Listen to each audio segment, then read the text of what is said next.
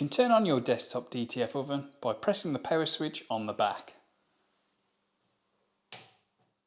With the power switch on the back turned on, ensure that the lid of your DTF oven is open so the timer does not start, and then you can press the power button on the front. The press will display its current temperature at the top in red and at the bottom the timer in seconds. To set your temperature, press the temperature button and then use the up and down arrows to select the temperature required.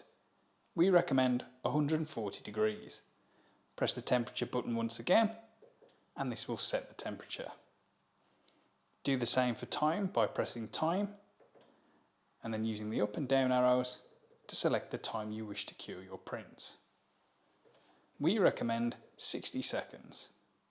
So at 140 degrees for 60 seconds you should have a perfect cured DTF print. Press the time button once more and the timer is set. Once your curing oven has hit the desired temperature, you can then close the lid and this will start the timer. When the timer reaches 0, the oven will set off an alarm to let you know the print is ready. You can then open the oven to restart the timer.